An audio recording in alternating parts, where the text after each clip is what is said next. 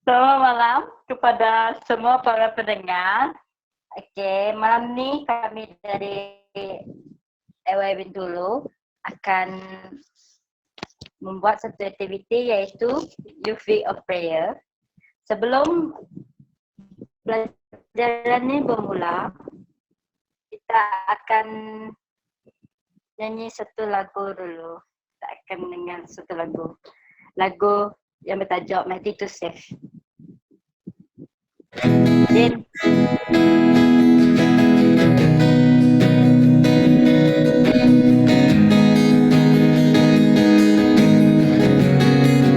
Come on, let's sing together. Everyone needs compassion, a love that's never failing.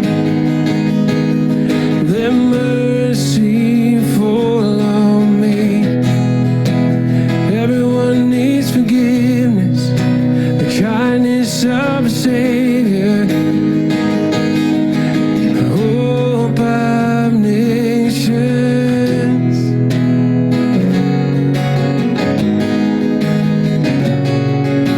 Savior, He can move the mountains.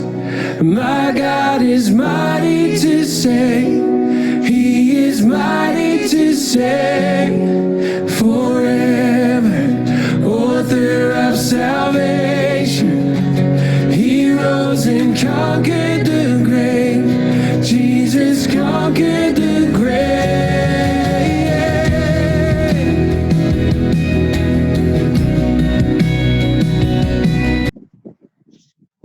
Sekarang saya akan pimpin dalam doa. Mari kita tunduk kepala. Tuhan Bapa kami yang berada di surga, malam ini kami ingin belajar firman-Mu ya Tuhan. Kami minta agar Roh Kudus-Mu ada beserta dengan kami ya Tuhan. Tuhan, kami juga ingin berdoa untuk speaker kami yaitu Rosmond. Kami harap agar Tuhan beserta dengan dia agar dia dapat mengajar kami dengan lancar nanti ya Tuhan. Tuhan, kami tahu kami orang dosa dan maaf Tuhan atas kesalahan kami. Dan ampunilah orang yang membuat Tuhan pada kami Tuhan. Tuhan, terima kasih Tuhan kerana telah mendengar doa kami ya Tuhan. Semua ini saya serahkan dalam nama Tuhan Yesus yang menjadi penebus dosa dan juru selamat kami. Amin. Oke, sekarang ni kita akan serahkan kepada speaker kita, Rosmond. Okay, hello guys. Hello, hi. Jadi hari ini kita akan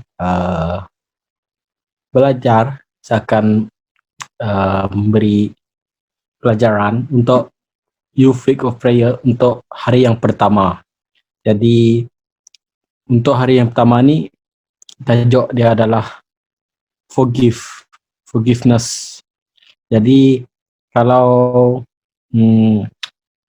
kalau kita lihat dari tajuk forgiveness ni, sebenarnya forgiveness ni merupakan satu benda yang sangat bermakna untuk semua kita, semua manusia di dunia.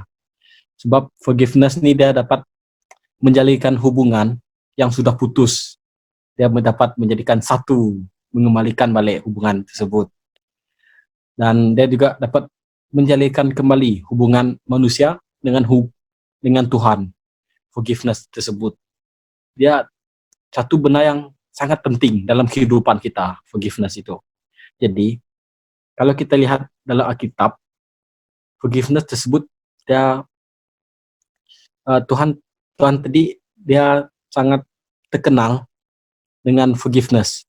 Tuhan ataupun Yesus dia sangat terkenal dengan forgiveness. Kalau kita lihat di dalam Alkitab, banyak karakter-karakter watak-watak di dalam Alkitab tadi yang mendapat pengampunan daripada Yesus, daripada Tuhan. salah satu contohnya adalah Paul. Kalau kita lihat dulu, dia merupakan seorang uh, yang membunuh siapapun pengikut Yesus. Jadi uh, dia telah mendapat pengampunan daripada Yesus dengan cara dia mengabarkan Injil Tuhan tadi kepada seluruh umat yang berada di kawasan Rom, di kawasan Efesus, di kawasan Korintus. Kalau kita lihat banyak gereja yang ditubuhkan Paulus tadi di kawasan itu disebabkan pengampunan yang telah diberikan Tuhan kepada Paulus itu. Tuhan tadi dia tidak mengira siapapun orang tersebut, walaupun dia jahat semanapun, Tuhan tetap juga akan mengampun mereka. Jadi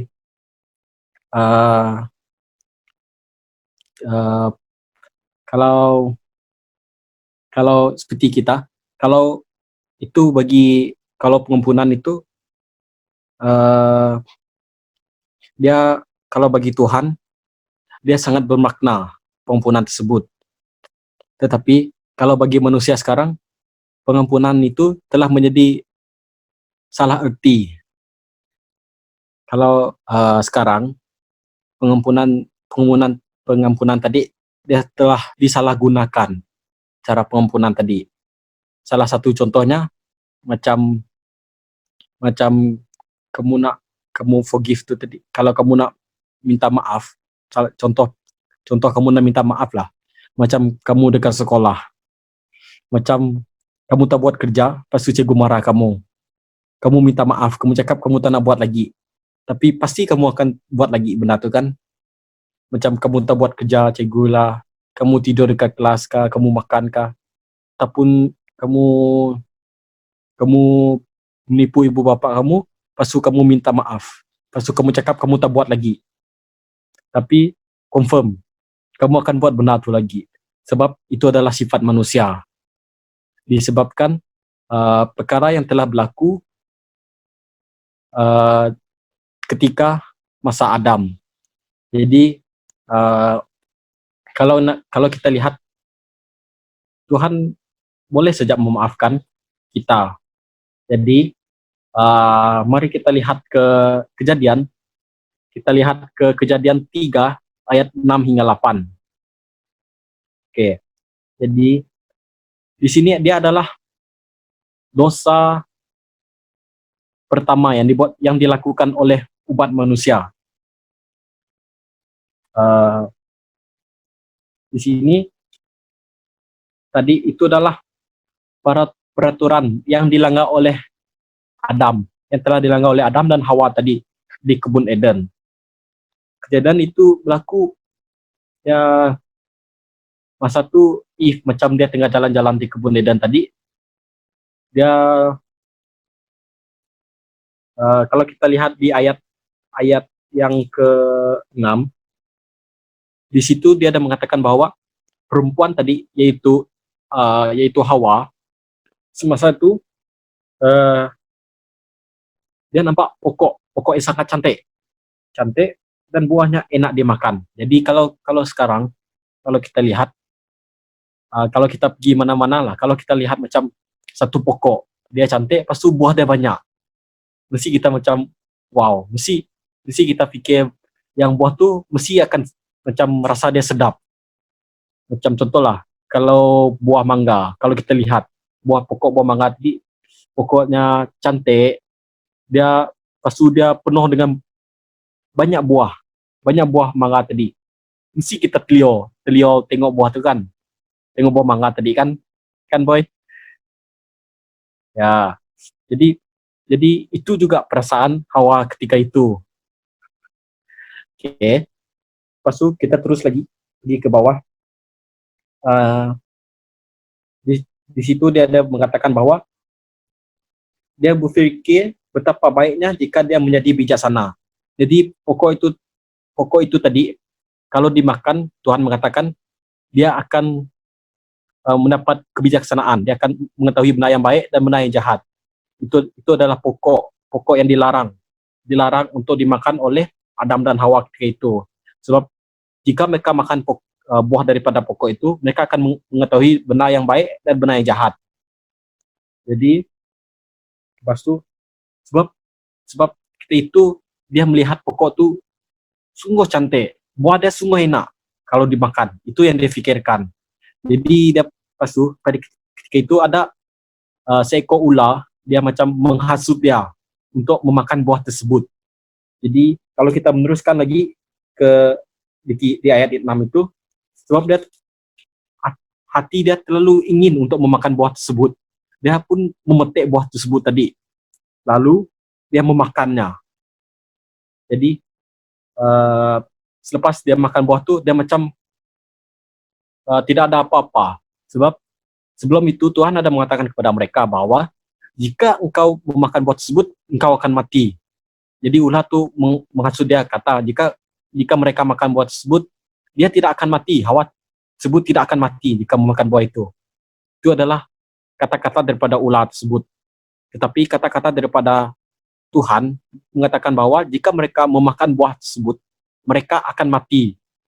Jadi di ayat yang ke-6, di ayat yang terakhir, di ayat ke-6 ini, dia juga memberi buah tersebut kepada suaminya. Sebab dia memakan buah tersebut, dia tidak ada apa-apa. Sakit pun tidak, mati pun tidak dia. Jadi dia beri kepada suami dia, yaitu Adam.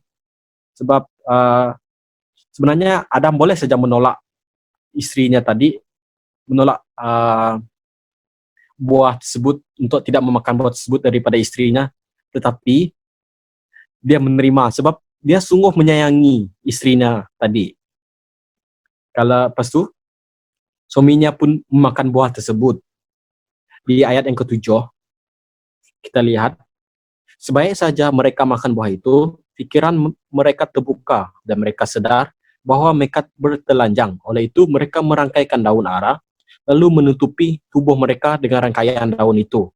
Jadi, lepas mereka makan buah itu tadi, pikiran mereka lalu terbuka. Mereka terus mengetahui benar yang baik dan benar yang jahat. Mereka pun, pas mereka makan buah tu, mereka boleh tengok satu sama lain yang mereka tadi telanjang. Jadi perkara itu adalah perkara yang jahat. Kalau kita lihat orang yang telanjang, itu adalah perkara yang jahat. Jadi di situ kita dapat lihat bahwa mereka sudah mendapat satu akal fikiran yang dapat mengetahui yang baik dan yang jahat disebabkan buah tadi. Jadi kalau kita meneruskan lagi kepada ayat ke-8, pada petang itu mereka mendengar Tuhan Allah berjalan di taman. Lalu mereka bersembunyi di antara pokok-pokok supaya tidak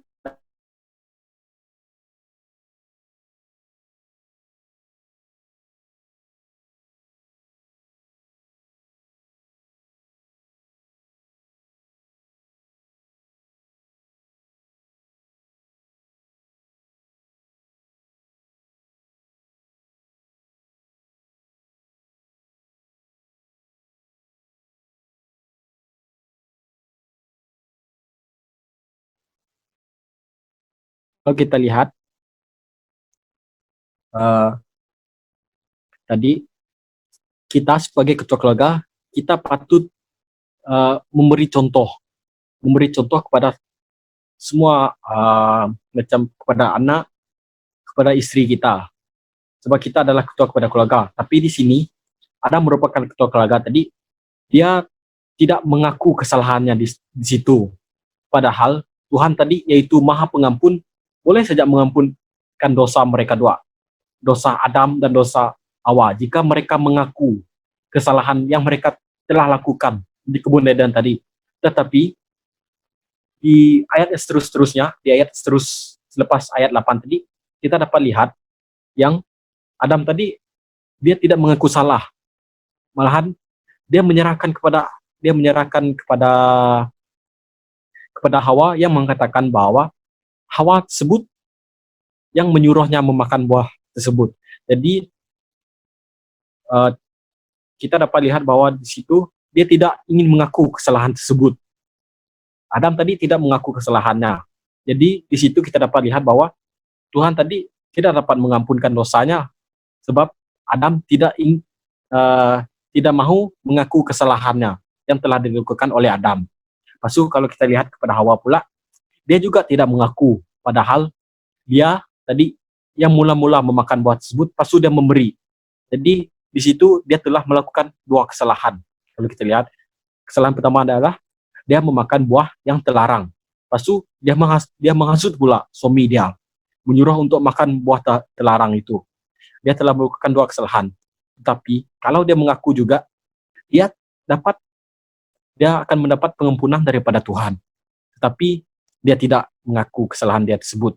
Jadi dia juga tidak mendapat pengampunan.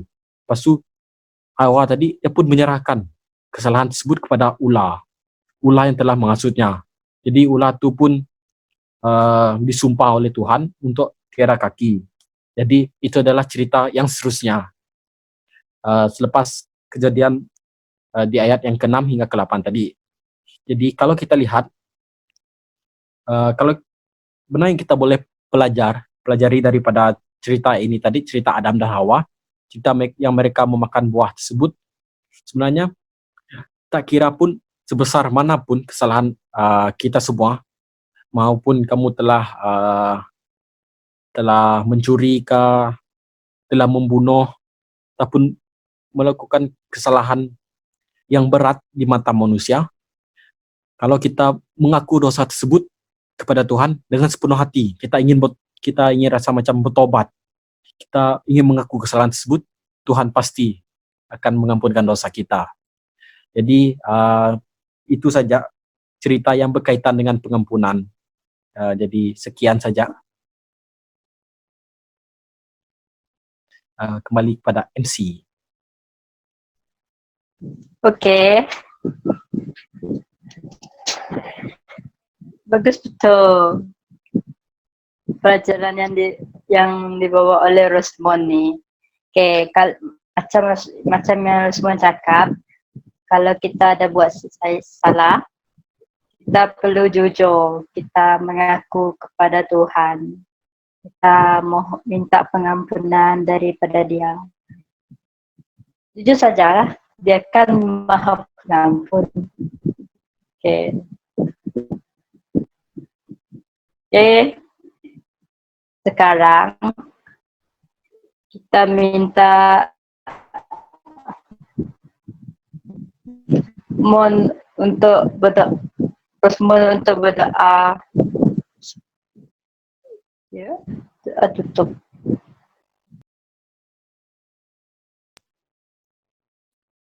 Okay, jadi saya akan memimpin kita dalam doa. Mari kita berdoa. Ya Bapa kami yang berada di kerajaan surga, terima kasih Tuhan kerana Engkau telah memberkati kami pada sepanjang hari yang lalu ya Bapa. Terima kasih juga kerana Engkau telah memberikan kami hari yang sungguh baik kepada kami. Terima kasih juga kerana Engkau telah menjaga kami pada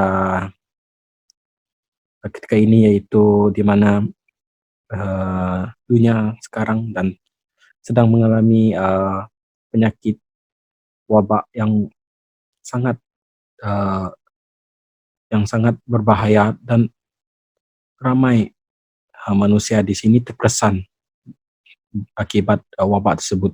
Jadi saya ingin meminta agar Engkau dapat menyembuhkan semua umat-umat manusia yang sedang sakit, yang sedang terlantar di hospital, agar mereka dapat kembali sembuh, dan Engkau juga dan dapat memuji dan memuliakan nama Engkau juga ya Bapa. Engkau berkati juga kepada kami, kepada semua rekan-rekan dan saudara-saudara kami yang ketika ini sedang berada di rumah, supaya Engkau terus menjaga mereka, memberkati mereka pada setiap hari ya Bapa. Terima kasih juga kerana Engkau yang sanggup mengampuni dosa kami, tidak kira sebesar manapun dosa kami ya Bapa. Terima kasih juga kerana Engkau telah memberikan kami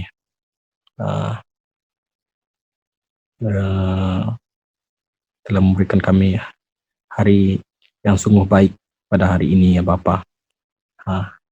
Ampunilah segala dosa kami. Dalam nama Yesus kami berdoa. Amin.